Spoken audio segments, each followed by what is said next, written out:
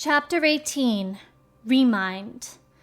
A man in a black coat sat alone on a boulder in the Keyblade graveyard, while another similar figure walked slowly over to him. "So?" the seated man asked. The other man removed his hood and revealed a younger Xehanort. "Yeah, it wards off darkness. It's useful," Xehanort said, looking over the coat in question. "Told ya! So, how'd it go? The tour?" the other man asked in a cheerful tone. Xehanort took a seat next to him. "I learned the reason for my existence." The man threw his head back dramatically, then turned to peer into Xehanort's face with interest.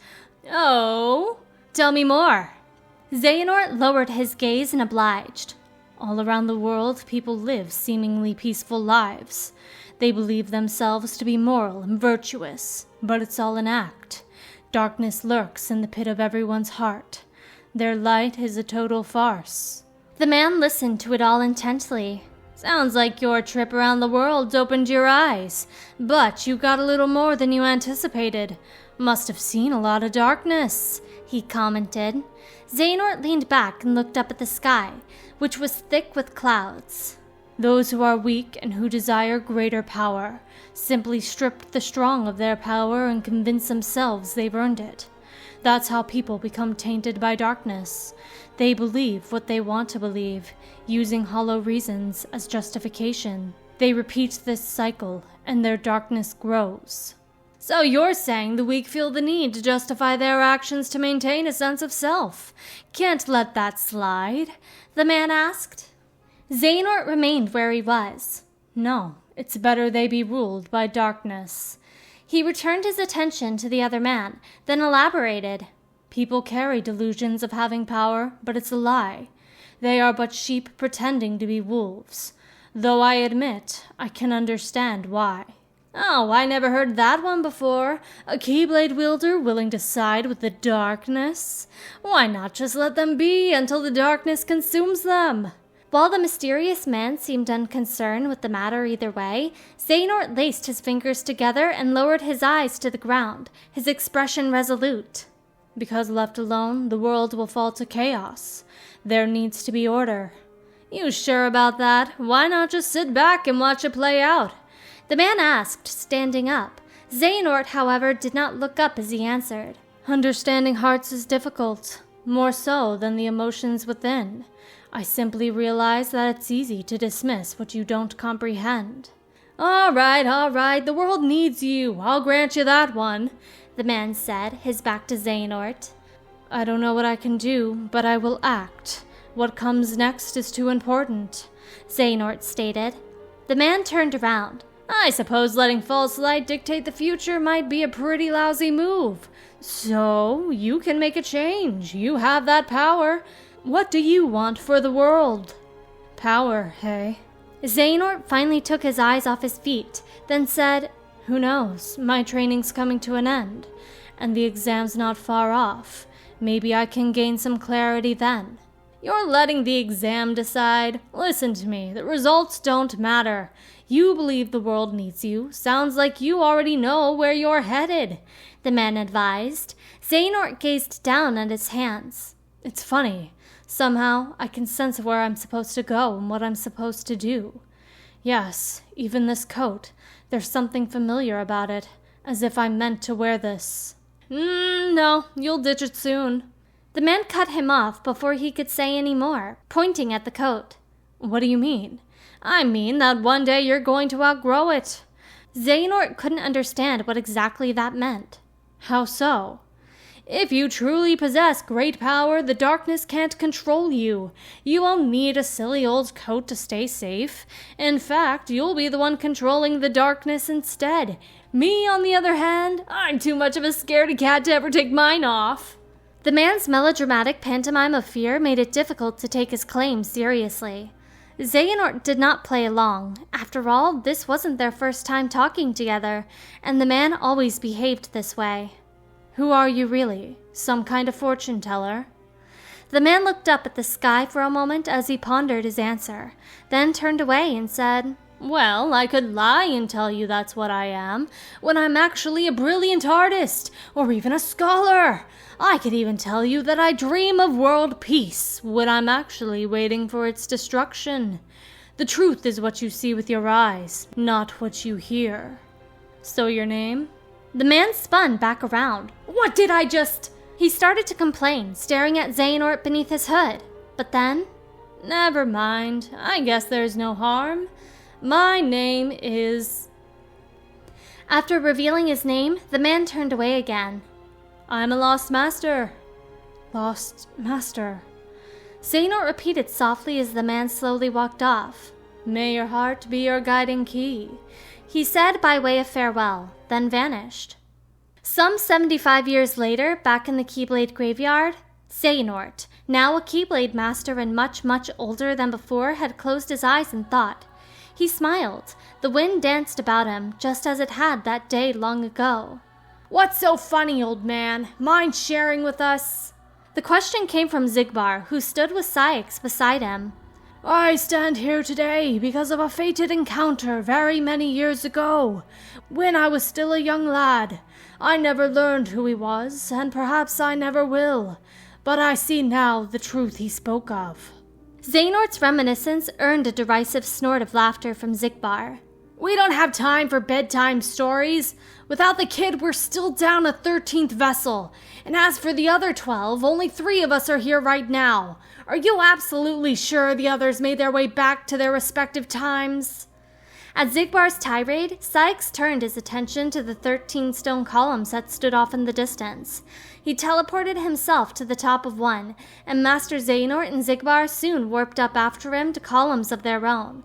XIII lifted a hand, then 3 of the other columns were filled by phantoms of other members of the real Organization 13. All this reminded Master Xehanort of something else. These pillars had been here even back then, all 13 of them. Could I have known the significance of that number even back then? Marluxia and Larxene are both here in this time, attempting to locate the new 7 hearts, said XIII. Luxord is also somewhere about in this age, but after our last meeting, he went in search of something, per your order. Isn't that so? Oh, that! Right!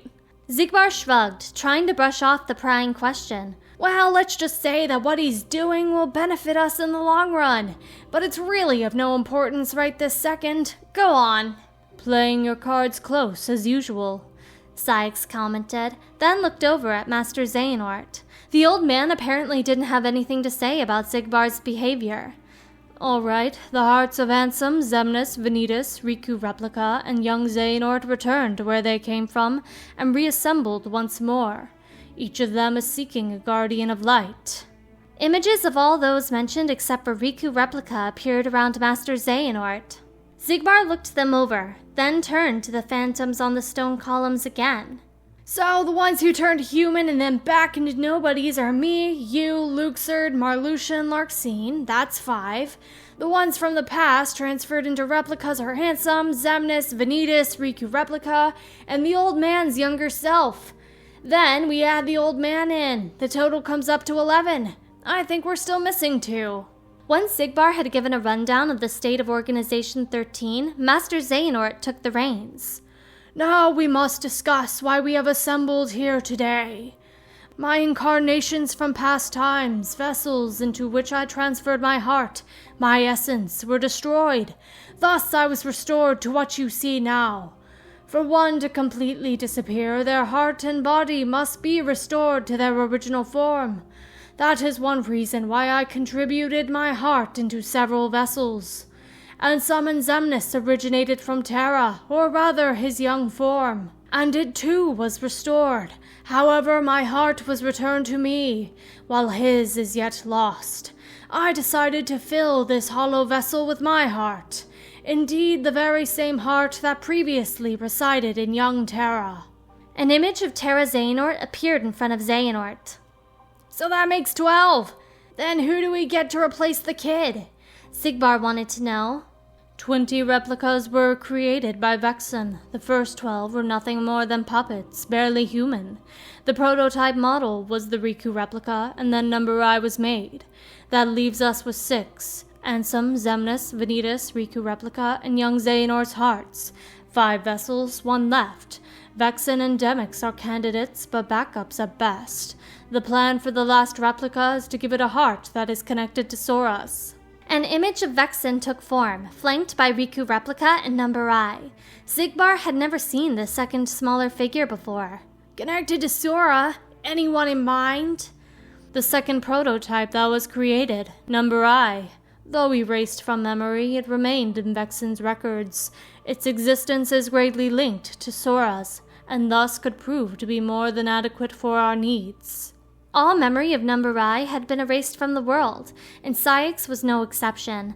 But strangely enough, the records had somehow survived this purge. Number I, any imaginary number. How fitting, Xigbar muttered as he looked at the replica in question. While young Xehanort is occupied with transferring hearts, I must go fulfill my duty. I will go and retrieve Vexen, Cyax explained. Xigbar couldn't help but smile. Reliable as always. It sounds to me like you've got everything dependably under control. Well, I'm off to do my part. He shrugged, then stepped through into the corridors of darkness. The plan as we agreed upon, Cyax said to Master Xehanort, then made his own exit. Now alone, Master Xehanort spoke softly to himself. May your heart be your guiding key. As far as Sora could tell, this was only his second visit to this place, this world of sky and sea. But unlike the last time he was here, Sora was whole and no different from normal. Then a speck of light drifted down from the sky, calling out in a cute and very familiar voice. Chirithy, Sora said. Back so soon? It was indeed Chirithy, the little creature that looked like a cross between a cat and a plush toy. What's wrong? Well, Sora then explained everything that had happened up to that point, and about how he wanted to find Kairi. A troubled look came over Chirithy's face. Even with the power of waking, you can't just bring someone back. But Kairi's heart hasn't been lost yet. She's still with us, right? Sora asked desperately. Maybe, but this time I'm afraid the situation is a lot worse, said Chirithy, its paws holding his head. Sora had seen Kairi's physical body shattered with his own eyes, but that didn't mean her heart was done for too. Hey, I've already restored 6 hearts. What's one more? But that's not how it's supposed to work at all. The power of waking is meant to be used to wake and restore sleeping hearts, not to restore them after they've completely faded from existence. You've done that 6 times before, and as a result, you've managed to greatly alter the course of history itself. You've broken a nature taboo. Taboo? Sora repeated the unfamiliar term. A forbidden act. Break a taboo of nature, and you'll end up paying an extraordinary price. You've paid the price, and it lies at the bottom of the abyss. Young Xehanort had said something similar in San Francisco, back when Sora was tracking down his friends' hearts. It was like an omen. I've heard that before. So what's the price? You'll lose your powers. You won't be able to use the power of waking, Chirithy warned him. Sora smiled. That's all? No problem. Not like I haven't already lost the power of waking once before. All I need to do is go learn how again. Chirithy still had a grave look on his face. But that's not all. You yourself will vanish from this world, and without your powers, you can't return to the world you came from. That gave Sora pause, but he soon fixed Chirithy with a determined gaze. I don't care. What? Chirithy squeaked in shock. There's a lot I don't understand, but I know that this is all I can do right now. I have to do everything I can to get Kairi back. That's the whole reason behind my journey. I know what I feel about this, and nothing will change it. I can't stop you, can I? Nope, I have to follow my heart, Sora said back with a grin. Well, then this really is goodbye, so listen carefully to me. Sora indicated he understood, then allowed his Keyblade to open the way forward. As he traveled the roads of time, Sora thought back on what Chirithy had told him. You'll return to the past again, but you won't be able to rewrite it this time. No matter what happens, you have to accept it and move on. Sora found himself standing in the Keyblade graveyard, back when all 9 of them had just arrived. Right before Ventus spotted Terra, Chirithi's advice continued to run through his mind. The heart you have now, it already existed during that time. It went back into that past earlier. Nothing can change that fact. The place where you'll return is the tear in the fabric of that time that was created when you changed your destiny, then changed it once again. In order to not stray too far from the true power of waking, you'll enter and pass through the hearts of the guardians until you reach Kairi's heart. Terra arrived and then ran over to him. Every emotion that each of the guardians felt, sadness, anxiety, fear, kindness, everything they saw, and everything that they felt then, you'll clear a way through it, traverse across their hearts, and dive ever deeper inside. Then Aqua, who had been wary of Terra from the moment of their reunion, took Ventus by the shoulder. This was another scene from the past Sora had witnessed firsthand. I can't be sure what's waiting for you at the end, or what you'll actually be able to do, but by following the connection of hearts, you'll come to discover a greater truth, one that's sure to help you. Terra's hair turned silver, revealing that he was Terra Xehanort all along. But in this flow of time in the past, you'll only have up until the moment you left for this place. You'll have to find and restore Kairi's heart before then. That's all the advice I can give you. Beyond that, I can only say, may your heart be your guiding key. Up until that moment, Sora had been inside his past self, but when Terra Xehanort struck Ventus with his Keyblade, he made his exit, and as he did so, he noticed a small glimmer near his chest. This is Ven's heart. When Ventus lost consciousness, his heart had come here. Sora tried to speak to the light, and he found himself in a dark, dark place. A place that greatly resembled the one he had dreamed of before his journey began, in fact. Ven! Sora shouted desperately. No, leave him be. The words hadn't been spoken aloud, or even directly into his mind, but Sora somehow still knew them. What? He's too pure. And a pure heart can be most careless. Who are you? Sora asked the source. Darkness. Darkness? Vanitas? Sora called out, but darkness surged up from below him. When Sora came to, he was standing alone on the wastes of the Keyblade graveyard. None of his friends were there for some reason. The darkness that had overtaken him was gone too, but not for long. This time, it flowed into a vortex that gradually transformed into a Heartless with swords in each hand. Dark Inferno X. Sora blocked its first attack and shoved the swords away, then delivered a blow of his own with his Keyblade. Wait, what is this thing? Sora didn't let that question bother him too much, though. While Dark Inferno put up a tough fight, Sora was still able to defeat the monster. It left this world just like a normal Heartless would, in a flash of light. Then Sora himself was overtaken by the light, and he could hear faint voices speaking. That's it! Axel! No, Sora! Donald, don't! Set a flare! Then, the last voice Sora heard clearly, it belonged to Aqua. Suddenly, Sora was back where it all began, in that dark place inside the heart. Is this Aqua's heart? Sora said as he looked around. While Ventus's heart had been peaceful, Aqua's was full of fear. Still inside Aqua's heart, Sora found himself back on the wasteland. This can't be real. I'm talking to myself. Pull it together, Sora. We haven't lost them. They still have their hearts, but we have to protect them. Riku said as more Heartless appeared. This was another scene from the past. Aqua looked up at the demon tower and whispered, It can't be. No. The terror within her poured into Sora, and through the eyes of her heart, Sora could see an army of anti-Aquas flying through the air. I get it now. Aqua had to fight the Heartless over and over and over down in the realm of darkness, and that created fear in her heart, and then it came back again. That's why she couldn't do anything. So, this is the fear and despair that Aqua feels, and now I feel it too. The demon tide swept over both of them, and then Sora and Aqua stood on the dark margin. The anti-Aqua with eyes of glowing gold lunged for him. So this is what the fear in her heart looks like. I have to get rid of it. Sora caught the terrifying anti-Aqua's attack with his Keyblade, then fought back with spells and strikes of his own. Before long, anti-Aqua lay defeated, and the light overtook him and the real Aqua again.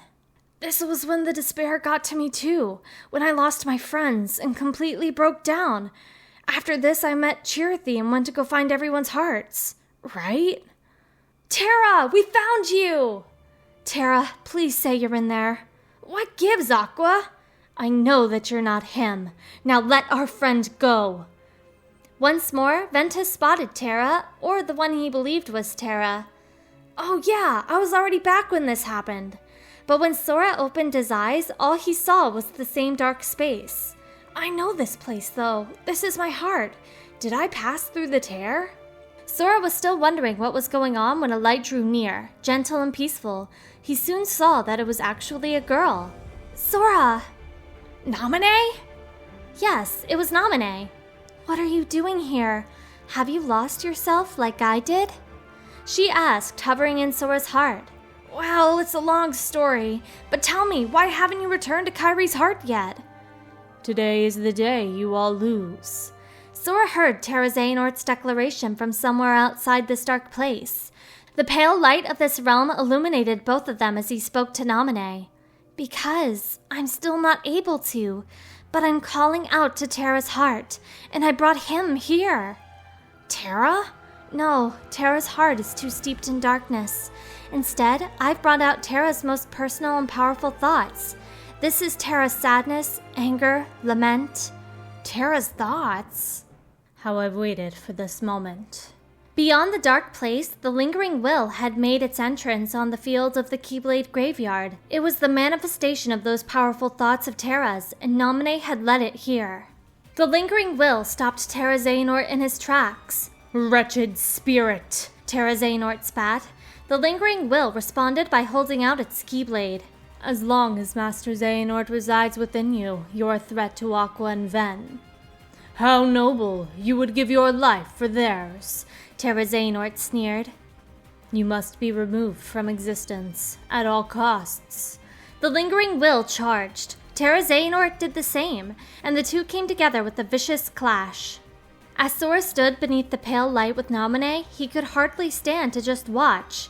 Naminé, can you call out to Terra?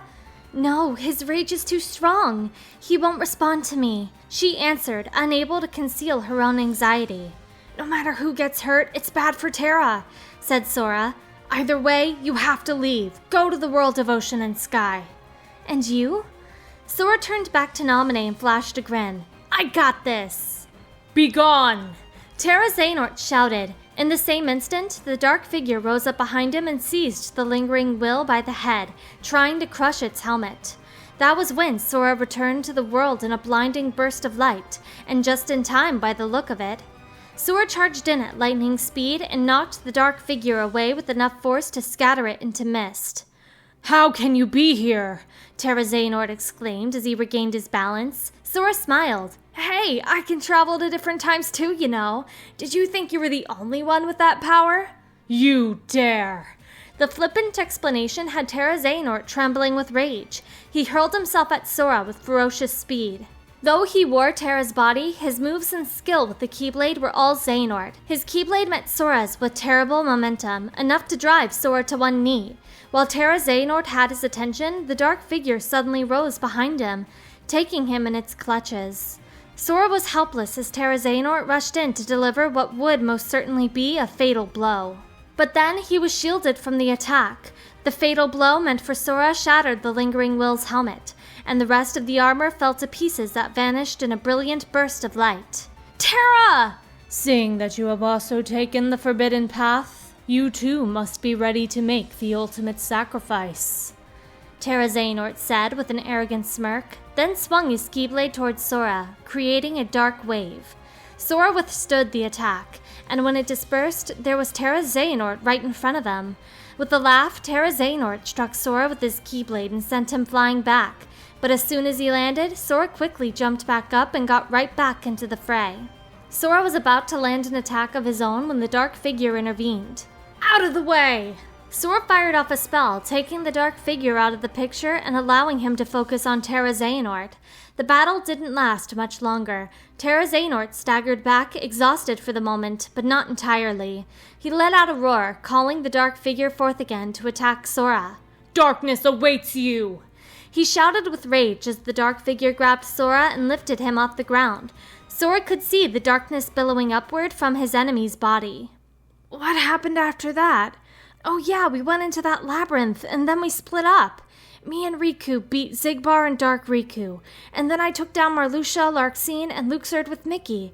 After that, I fought Terra and Vanitas with Aqua and Ven.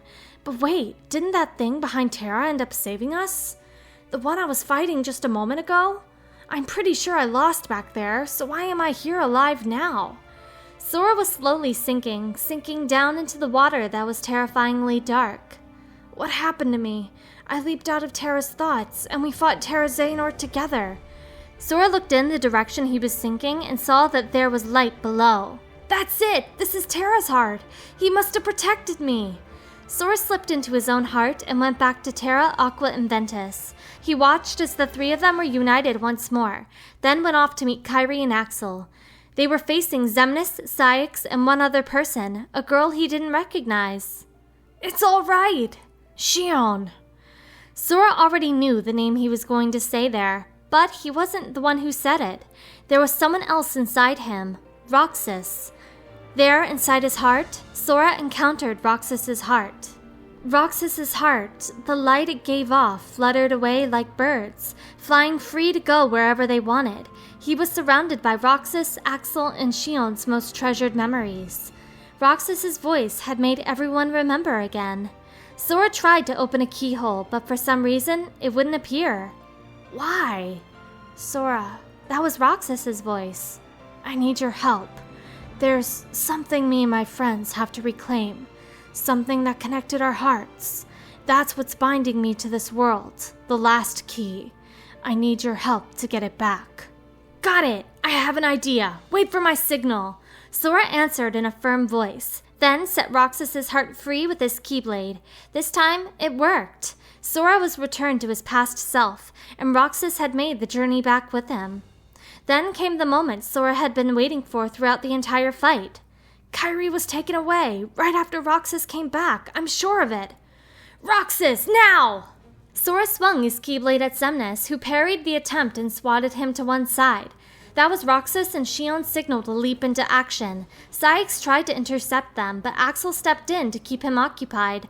Roxas hammered Xemnas with his keyblades, and then Xion did the same with hers. She spun around to one side to continue the offensive, but that gave Xemnas a moment to get his ethereal blades up and knocked them away.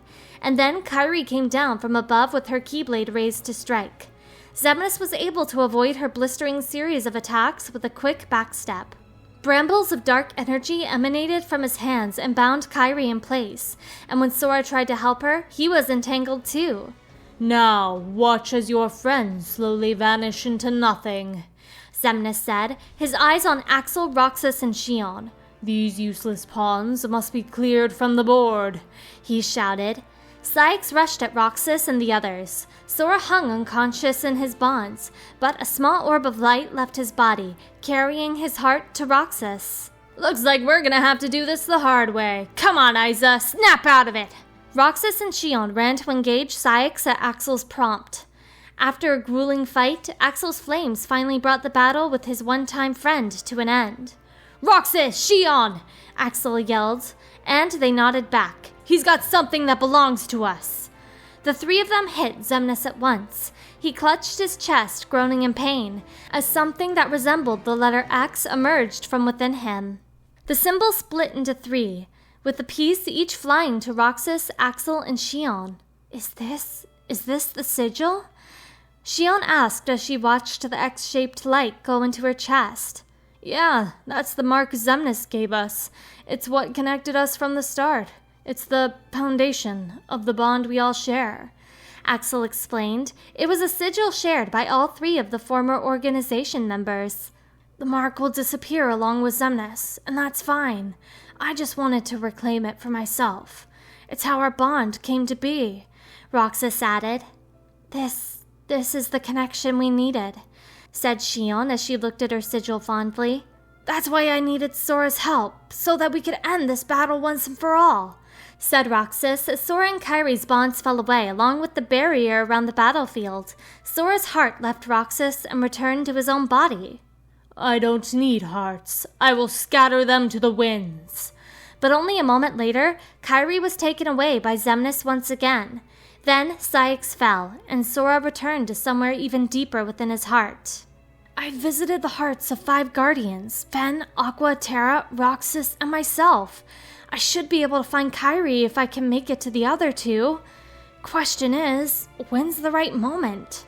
The battle wasn't over yet, as before, Sora faced Ansem, Xemnas, and young Xehanort atop the platform that lay beyond the maze. But Kairi's body shattered just as it had the first time. "I can't watch this happen again. Why? Why? No, I knew this part of the story. I'll have my chance. I know I will."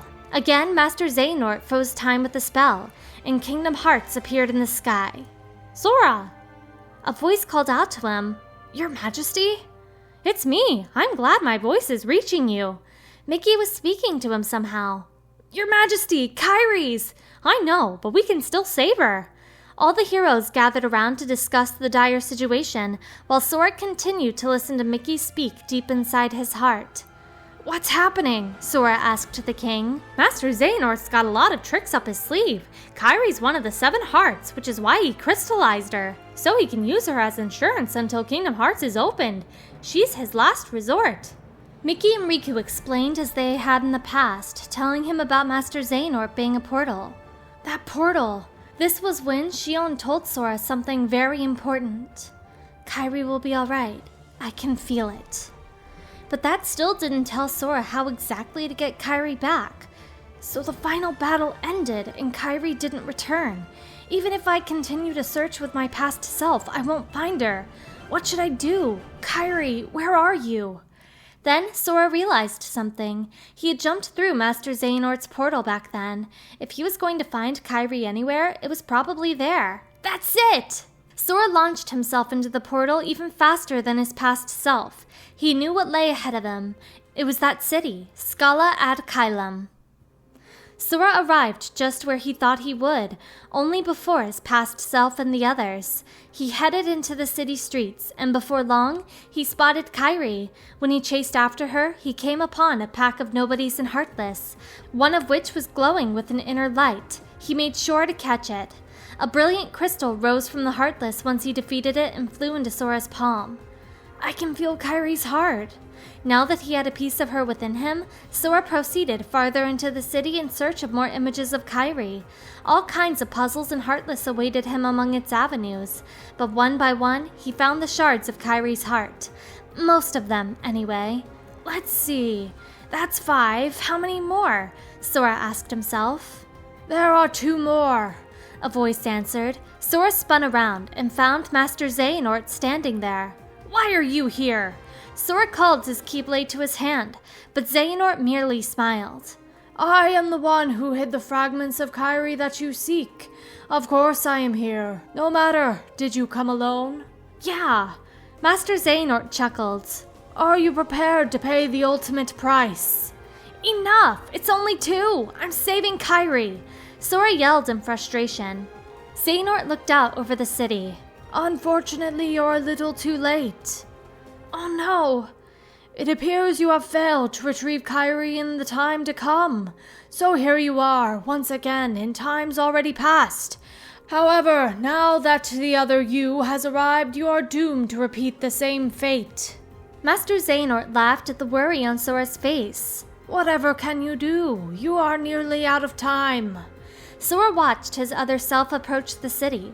His only option here was to merge with his past version again and fight. And merge with himself he did, holding his Keyblade. He was facing 12 Xehanorts, or rather, replica Xehanorts. Ready? After the battle with the replicas, Sora returned to the depths of his heart. Okay, so I fought in my own body this time, but what am I supposed to do next? If I don't figure this out now, I'll never get Kairi back. 2 more fragments, just 2 more. Wait, what if I can trace the hearts of 2 more guardians? But how? Everyone always told me to just follow my heart, but follow my heart? Hearts are all connected. Maybe I can just follow the connection. That's it! Sora raised his Keyblade skyward, the hearts of the last 2 guardians, Riku and King Mickey. Back in the Keyblade graveyard, the 8 remaining guardians held their Keyblades up at Kingdom Hearts, firing 8 lights into it. Everybody, be strong! Mickey called out to the others, who all acknowledged him a bit anxiously. So, what if we can't stop him? What happens? Axel asked. I don't know, but there's no question in my mind that's not the true Kingdom Hearts. I can't imagine what'll happen if he succeeds, Aqua said. If we hold it back, it might vanish, Ventus said. No, Terra corrected. Only the Keyblade has the power to stop it. But, Ventus said dejectedly. However, Riku remained calm. We all need to trust Sora. That's right, Mickey agreed with a smile. Look!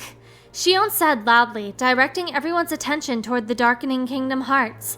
They all dismissed their Keyblades for the time being, deciding to wait and see how this change played out. Do you see that? Axel asked. The words had hardly left his mouth when 12 Master Xehanorts, the replica Xehanorts, came streaking out of Kingdom Hearts like black comets. Get ready, Riku warned. But suddenly, a dark tornado swept them all up into the air. Kingdom Hearts was pitch black now, and the sky around it filled with keyholes. Axel finally managed to right himself. Whoa, whoa, whoa! This is some serious trouble! Nearby, Xion was almost carried away on the wind into one of the keyholes until Roxas caught her hand. Xion! Thanks, Roxas! The 12 replica Xehanorts had the 8 guardians surrounded in midair. We're trapped! Ventus cried.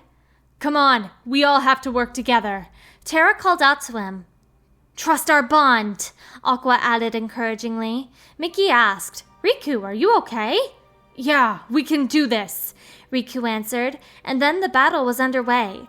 Guardian and Replica swooped through the sky in a chaotic melee, constantly switching opponents. Even the Guardians, who had only just met, fought with the teamwork of old friends. As Riku bore down on several of the Replica Xehanorts, blocking their combined attack with his Keyblade, Sora was in his heart. Together, they turned the tables on their foes. A 6th fragment of Kairi fell into Sora's palm. But eventually, the replicas managed to send each of the Guardians into one of the keyholes in the sky, until Mickey and Riku remained in the end. Oh no, the others! Mickey tried to catch his friends, but one of the keyholes was pulling him in. Mickey! Riku flew over and pushed him out of the way, and Sora moved from Riku's heart into Mickey's just as Riku was dragged into the keyhole. Now all alone, Mickey collapsed. He wasn't ready to give up just yet, though. Mustering the last bit of fight left in him, Mickey got up again. He was one with the light, and with Sora. No, I can't give up! Mickey took up his Keyblade and stumbled toward the keyhole. The replica Xehanorts didn't make it easy for him, but he blocked and rebuffed their attacks as he pushed his way forward, one step at a time. All the replica Xehanorts joined together to create a laser attack. No matter how far, the light will connect our hearts! He shouted as he bore the brunt of the onslaught on his Keyblade. Sora popped out of Mickey from behind and helped him hold off the beams, and then threw them back on the replicas. We are, all of us, together! Sora and Mickey said in unison. With the replica Xehanorts vanquished, the king was at last able to fire light into the keyhole. As he began to fall from the sky, utterly drained of strength, Sora reached out and lent him a hand. Sora, what are you doing here? Is it really you? I traced the connection from me to Riku, then Riku to you. The last fragment of Kairi floated free from Mickey, and Sora claimed it. That's 7, all the lights I needed, including yours. I'll handle the rest. And with that, Sora flew into the keyhole. Sora floated in a night sky filled with thousands of keyholes. Where am I? A brilliant streak of light raced by Sora as he tried to get his bearings. It arrived at a keyhole, then abruptly shifted directions and headed off for a different one. The thread of light repeated this process again and again, binding several of the keyholes to one another. That light! It's the king's light! The light was streaking towards Sora, and when it collided with him, it pulsed brightly for a second before fading away. Sora noticed that there was now a keyblade in his hand. Somehow, I know what to do. I need to open the keyholes and connect them with the light of this keyblade, and that'll bring back hope for all of us. Sora took the keyblade in both hands and released a particularly powerful stream of light that passed from keyhole to keyhole, tracing out constellations across the whole sky. At last, Sora's light passed through the keyholes the Guardians had fallen through and connected with them on the other side. The Guardians regained consciousness, summoning their keyblades in hand, and released their own light. The 7 fragments of Kairi, shaped like pink flower petals, appeared before Sora's chest, and the light from the Guardians converged upon them, swelling brighter and brighter as the crystal fragments merged to form a single flower. The crystal flower flowed up into the heavens, causing one last, larger keyhole to take shape. Once more, Sora released light from his keyblade to unlock it. There was a flash, and then someone slowly drifted free. Kairi! Sora! She flew toward him, her arms open wide. Sora reached out for her too, and the two pulled each other into an embrace beneath the stars. I finally found you. Now, let's end this battle once and for all. They had barely been reunited when darkness began swirling into a storm above them. Sora turned around. Kairi, are you ready for this? Yes. Sora and Kairi leveled their keyblades at the black bolts of darkness. The clouds converged and materialized as a new foe wearing a goat-like helmet, while a platform composed of arcane symbols took shape beneath their feet. Sora and Kairi moved forward to confront Xehanort, who had 12 identical keyblades at his back and a 13th in his hand. Vanish!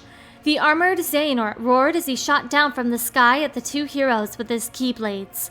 Column of flame erupted from the ground like gouts of lava and chased them around the battlefield. Darkness consumes you! Xehanort roared as he summoned a giant keyhole in the sky that belched forth blackness. Kingdom Hearts and the moon gleamed brightly above as huge meteors came hurtling down towards Sora and Kairi. The armored Xehanorts roared with laughter. Insolence! You're going down! Kairi cried, but she was knocked away by one of the meteor's impacts. Sora reached out for her. Kairi! Their hands linked, and they rose into the sky together. Light! Sora and Kairi shouted as one, and their wishes were manifested as great glowing wings. Hands still clasped, they flew at armor Xehanort. Kairi's hand was warm and just a little sweaty. Sora looked into her eyes, and they both smiled. The two let go of each other and raised their keyblades overhead. As their keyblades crossed, there was a brilliant pulse of light. 7 keyholes opened in the sky. Each released a glowing orb that danced through the air and transformed into a person above Sora and Kairi.